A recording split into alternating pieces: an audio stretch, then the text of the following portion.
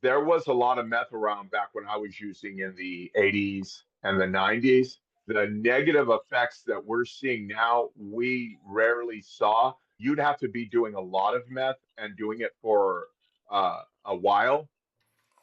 I've been fascinated with the conversations I've been able to have with people about across the country about the effects of the enormous quantities of methamphetamine coming out of Mexico in the last several years. The stories tend to be all kind of the same, which is a remarkable idea that the effects are profound and very quickly drive people into psychosis, paranoia, symptoms of schizophrenia. And what's amazing about it is hear these questions, these stories, and these reactions all across the country. This is not something in some parts of the area of the country that we're seeing. It's pretty much nationwide, seems to me. I love speaking with people, particularly who are at the very ground level, who see the most powerful graphic effects of this drug.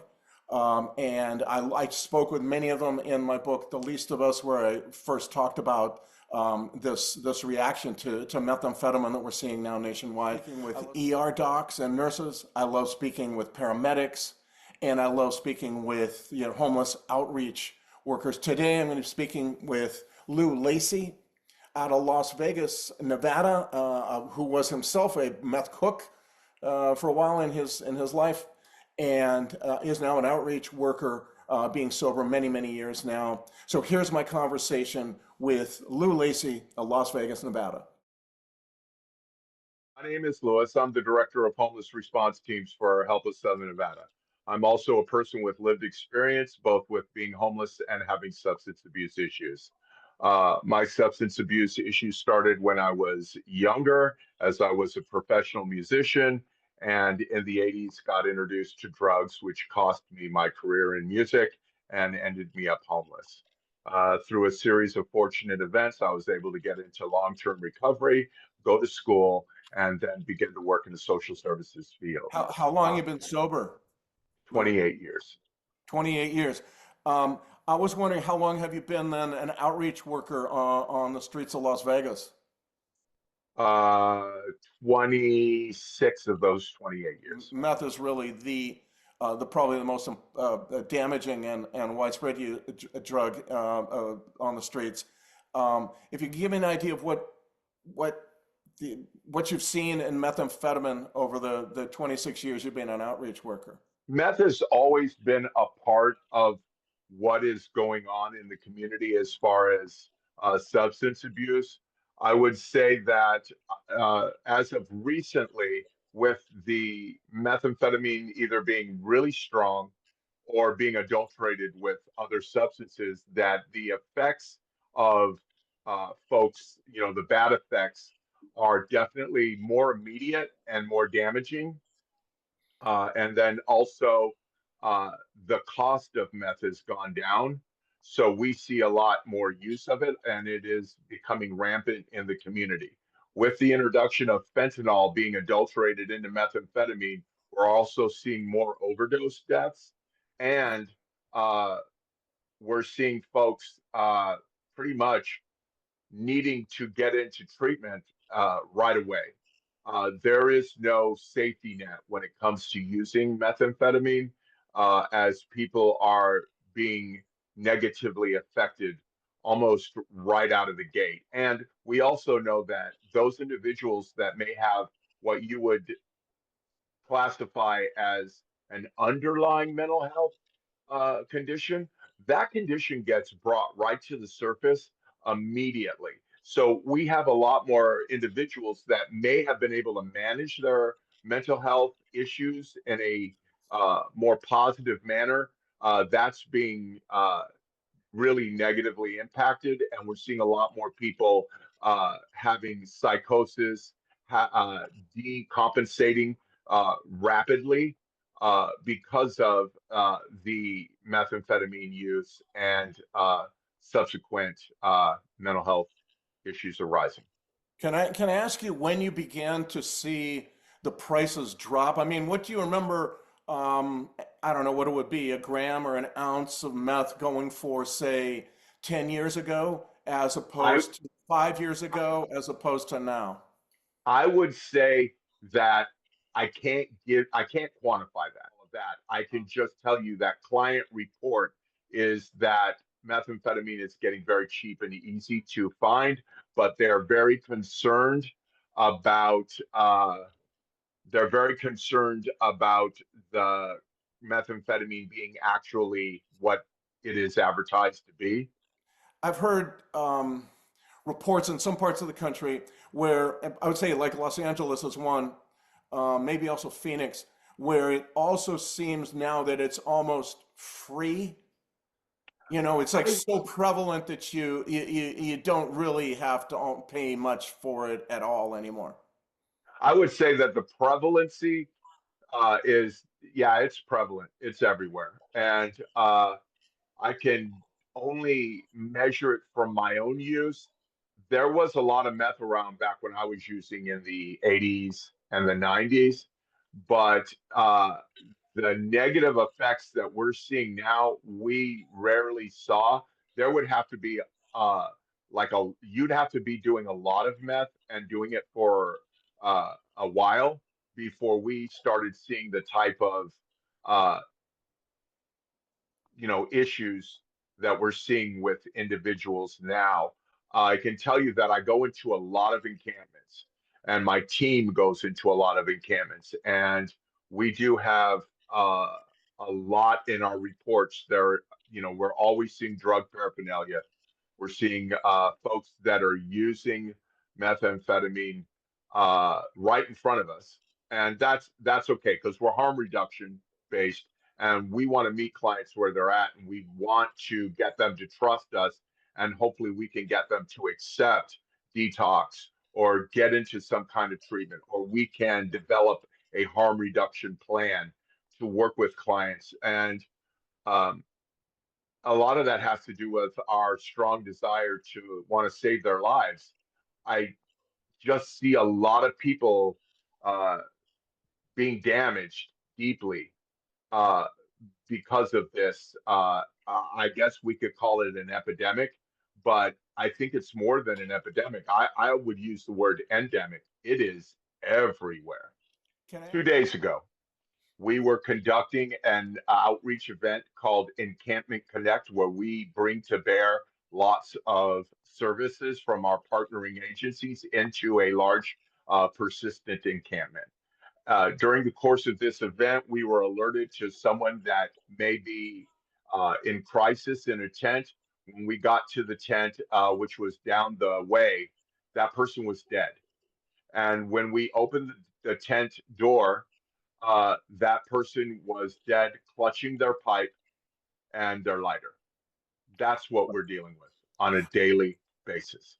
I'm wondering also if you could describe the psychotic effects of this methamphetamine, because it sounds like, in comparison to the meth you were saying from years and years ago when you were using, that this stuff very quickly descends people into symptoms of psychosis, symptoms of paranoia and schizophrenia.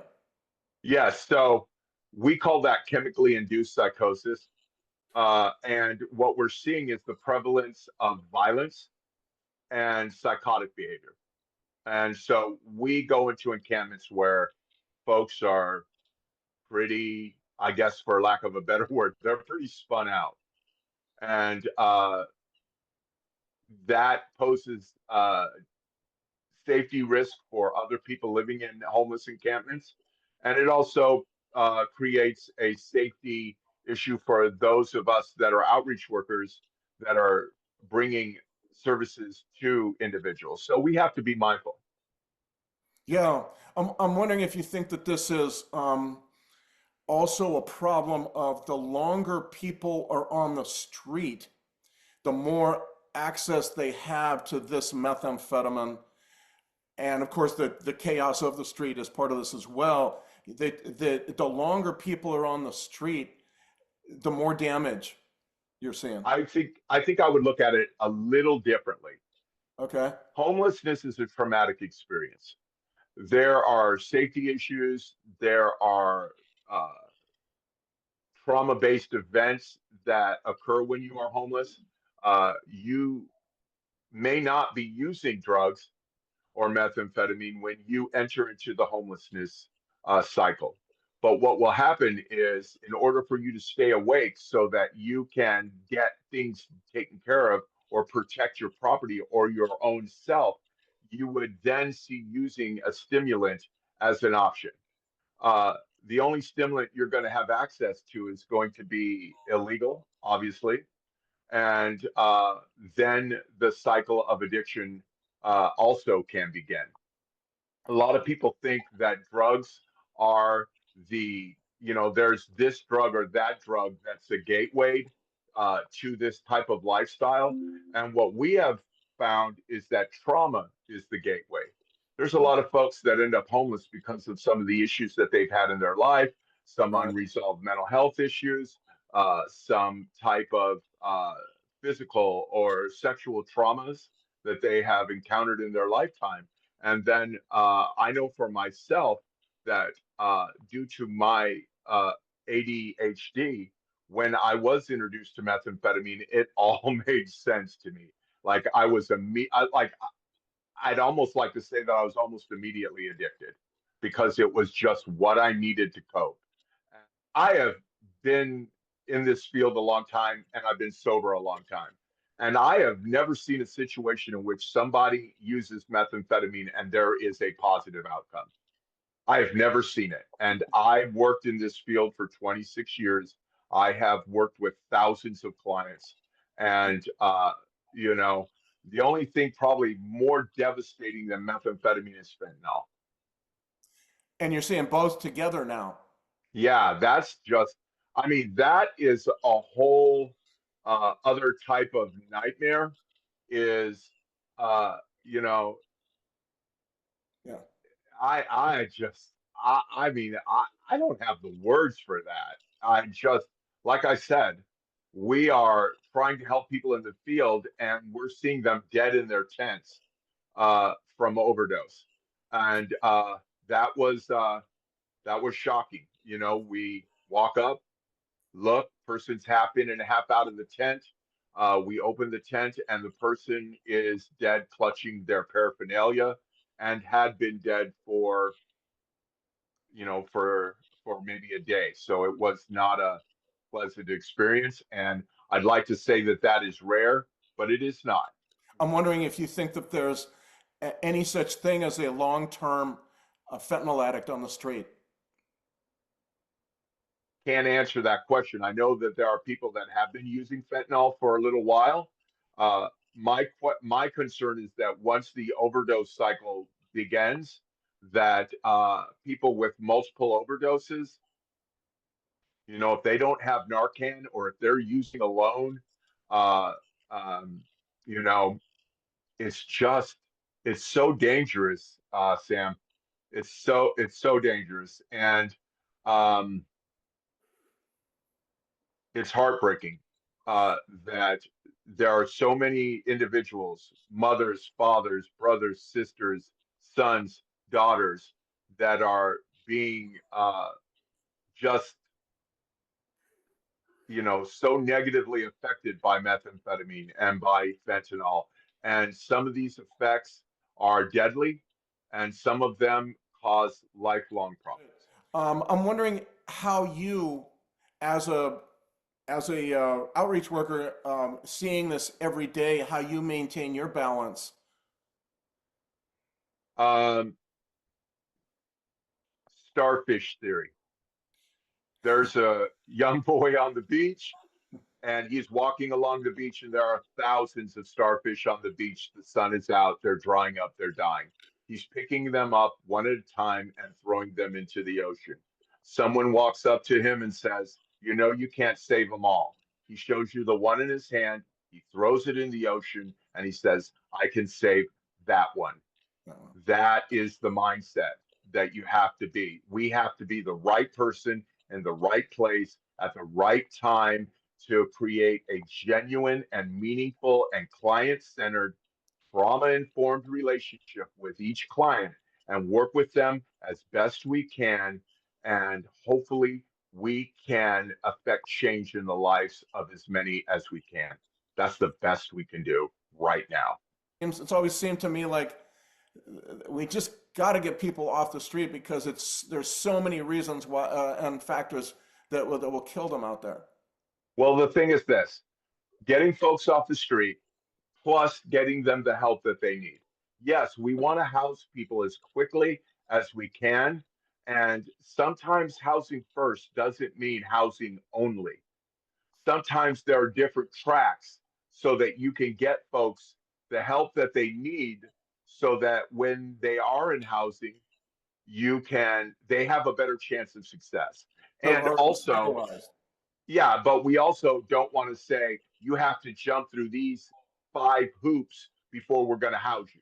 Like we want to be able to house people, but we also want to be able to treat them and support them in a manner that's going to give them the best possibility for long-term stabilization and success. And that doesn't look the same for every single person. Finally, I just wanted to say, first of all, thanks very much, but also, how long you think you'll keep doing this, and what do you think your future is in this? Um, I have been in this for a while and I am getting older. I'm closer to the end than I am from the beginning. I Hmm. will do this as long as I'm able. Uh, and then when it is time for me to stop, I'll stop and go ride my mountain bike.